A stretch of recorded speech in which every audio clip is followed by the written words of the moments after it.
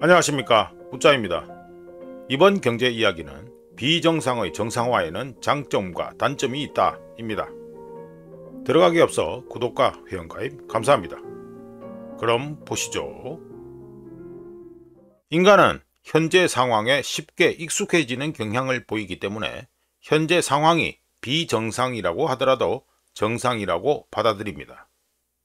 정상화는 적응 전략으로 인간이 이전의 정상 상황과는 상당히 다른 상황에도 쉽게 적응할 수 있도록 해주며, 덕분에 소련 시절 굴라크에 갇힌 사람들은 수용소에 갇힌 지 얼마 지나지 않아 노동수용소의 비참한 환경을 정상으로 여겼습니다. 하지만 비정상의 정상화가 가진 단점은 현실 세계와 인식된 세계 사이, 조금 더 풀어서 얘기하면 현실 세계와 적응을 통해 정상화된 세계 사이에 방어 장벽을 만든다는 것입니다. 덕분에 실패했고 진정한 개혁이 불가능한 시스템에서는 정상화 단계가 아이러니하게도 초정상화 하이퍼노멀라이제이션으로 전환됩니다. 참고로 초정상화라는 단어는 러시아 출신 미국 인류학자인 알렉세이 유르차크가 자신의 책 모든 것이 영원했다, 더 이상 존재하지 않을 때까지에서 처음 사용한 용어로 특이한 적응 상태를 의미합니다. 영국 다큐멘터리 영화 감독인 애덤 커티스는 2016년 자신이 만든 다큐멘터리 초정상화에 대해 이렇게 설명합니다. 초정상화는 소련 말기 사람들의 삶에 대해 글을 쓰던 뛰어난 러시아 출신 미국 역사가가 만든 단어이다.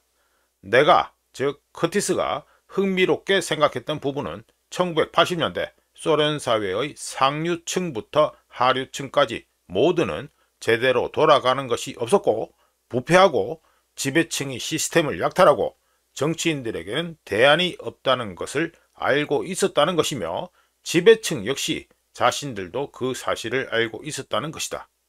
모두가 당시 소련 사회가 가짜라는 것을 알고 있었지만 다른 사회에 대한 대안이 없었기 때문에 그들 소련 사회는 그런 완전한 가짜 상태를 정상적인 것으로 받아들였으며, 알렉세이 유르차크는 그런 감정을 묘사하기 위해 초정상화 하이퍼노멀라이제이션이라는 용어를 만들었다.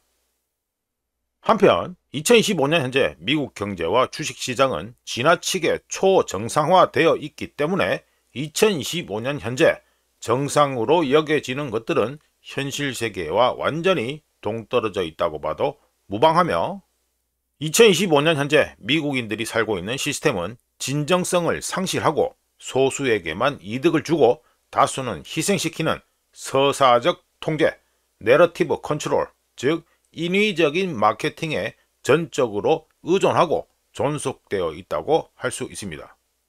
덕분에 정상적인 삶은 현상 유지의 최상위에 있는 사람들을 서포트하는 데 이용되는 가짜 정상을 위해 진정성이 박탈당한 상태이며, 이런 새로운 정상은 인위성의 극단 또는 속임수가 극단의 수준에 도달하면서 지나치게 정상화 또는 초정상화 되었습니다.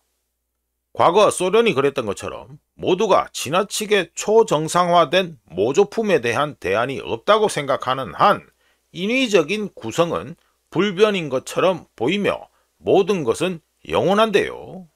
하지만 소련이 그랬던 것처럼 권력 구조가 사회 경제적 질서의 붕괴에 대한 해답을 더 이상 가지고 있지 않을 경우, 바꿔서 말하면 최소한 해답이 없다는 걸 인정하는 순간 인위적인 구조 전체는 붕괴됩니다.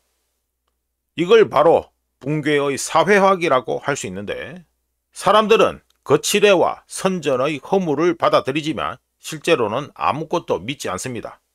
그들이 국가의 건국 이념에 대한 번연계 충성심 또는 감정, 행동, 동기부여, 기억 등에 의지한 충성심을 가지고 있다고 하더라도 말이죠. 초정상화된 사회에서 진짜는 부적합한 현실에 대한 억압, 집단사고, SNS 등에서 목격되는 미덕신호, 그리고 심각한 역량 상실이며, 지나치게 정상화된 상태에서 군중의 광기와 투기 거품은 주식뿐만 아니라 주택, 상품, 크립토, 그리고 상품화되고 마케팅되고 판매될 수 있는 모든 것들이 정상적인 것으로 여겨지게 됩니다. 현실에서 투기 광란은 비정상적이며 그런 거품, 버블의 붕괴는 정상이고 예측 가능하며 경제 전체가 소련 붕괴 이후 추가된 두 가지 초정상화의 사례인 성장과 부를 위해 극도로 초정상화된 투기 거품에 의존할수록 인위적인 것이 아닌 현실 세계에 기반한 미래에 대한 심각한 두려움은 당연히 발생할 수밖에 없습니다. 이상 비정상의 정상화에는 장점과 단점이 있다라는 이야기였습니다. 구독과 회원 가입 항상 감사합니다. 다른 이야기로 또 찾아뵙겠습니다.